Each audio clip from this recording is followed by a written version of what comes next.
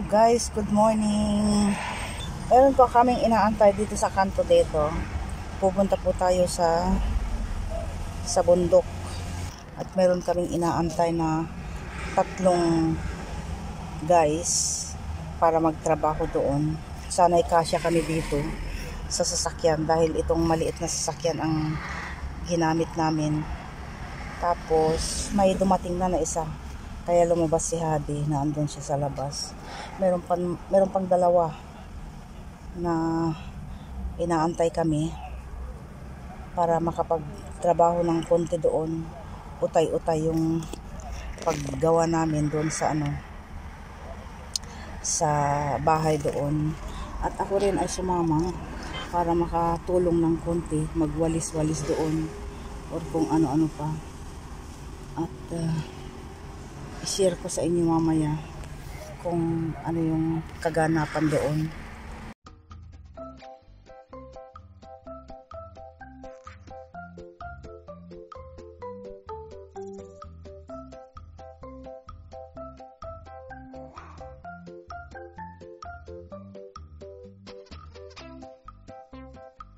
So, nakapasok na ako dito sa bahay. Kanina pa guys. Ngayon ko lang nadugtungan. So, yun nga. Pagpasok namin kanina, mga kapitbahay, in-stop kami. Nakipagdaldalan kami ng mga 15 minutes, 10 minutes, ganoon. Saka kami nakapasok dito sa bahay. So, nandito ako ngayon sa ating mumunting bahay. Nandito ako sa kusina. Kusinang hindi pa tapos. Kailangan pa ng doon, ng cabinet, ng kusina. At sabi ng tatay namin, total may naman, lutuan naman diyan. So bumili siya ng aking iluluto para sa mga lalaki. Nagluluto tayo. Parang buhay Pilipinas dito. O tingnan nyo guys, Tapos dito, pakita ko. Magulo-gulo pa. Ito yung ito, dito tayo mag-umpisa. Ito, aray ko. Why is it? Okay, yan na. Ito yung umpisa.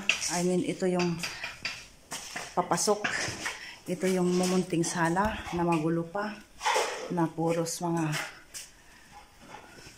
abubot dyan.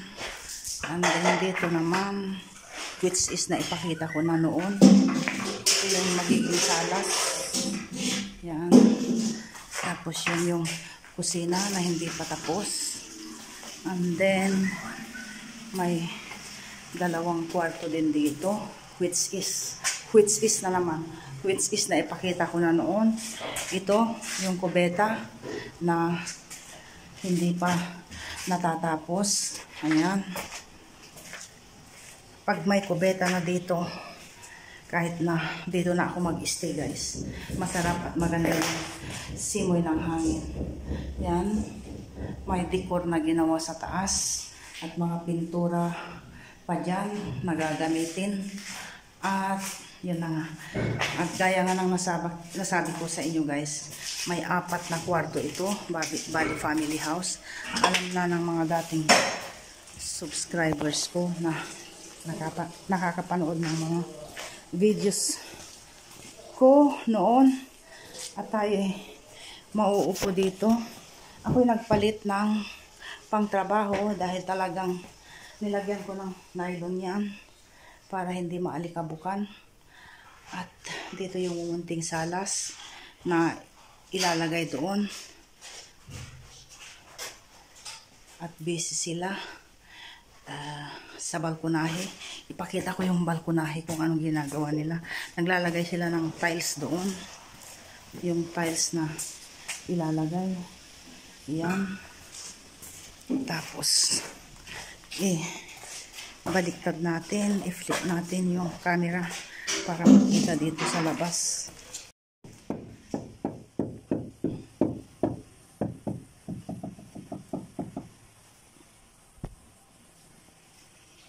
Andun si Habi. Wait, I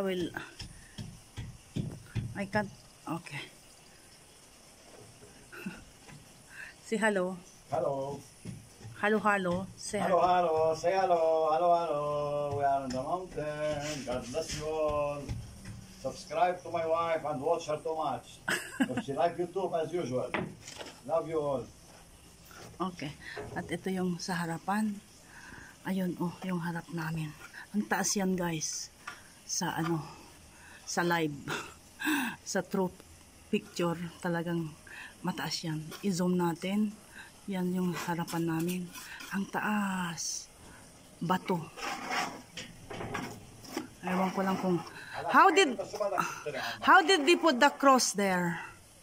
How did they put the cross? Ayan.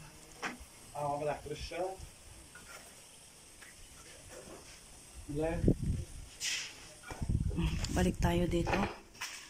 Maraming agugot pa, oh.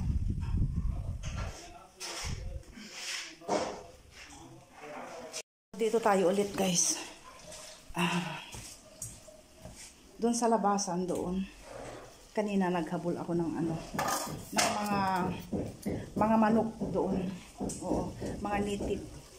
Next time na pumunta tayo, magnanakaw tayo ng ano, ng native na ano, manok doon. Masarap. Yan, luto na yung aking niluluto. Yun nga, nagbaon ako ng sandwich. At sabi nga ni Habi, total may ano naman dito. May lutuan dito. So, bumili ako ng beans para sa mga lalaki. At magpa-fry tayo ng ito, nasa lababo. Magpa-fry tayo ng ano, french fries. Ganyan na lang. Dahil ano, basura ang makikita dito. Ayan. Malakas din yung tubig. Wala pang gamit dito. Ayan. Oh, di ba, bongga? Ang sarap ng pakiramdam. Feeling Pilipinas ba? Nagpalit din ako ng sapatos dahil yung sapatos ko kanina puti. Oh. Ayan yung sapatos ko. Nakikita nyo, guys. So, ayan. So, nagpapakain ako ng mga lalaki doon. At ipakita ko lang kung anong ganap dito. Dito sa may harapan, guys, ito ang bali harapan ng aming mumunting bahay dito sa kabundukan. Dito sa kabundukan ni Tarzan. Ayan, yan po. At, so ito yung harapan. At, nag-request akong magpagawa dito ng ano. Yan, oh. Ayan. Bali, upuan. Simentong upuan. By the time makikita nyo yan, guys. Soon, pag nagdire-diretso yung gawain dito, kung walang trabaho si Mr. sa Beirut at pupunta na naman kami next week dito, may mga bakanting trabahador si Mr. dadalhin niya dito. So, dire-diretso yung trabaho dito. At yun nga, 3 yung kasama namin itong araw na to. So yun nga, nag-request akong magpagawa ng bali parang upuan dyan. Upuan yan na simento. Hindi pa makikita kung anong hindi pa makikita ang itsura niyan ngayon. Bali bubong yun sa may baba. Ayan, makikita natin next time. Papakita ko sa inyo, guys. Hindi pa gaanong makita yung itsura niyan.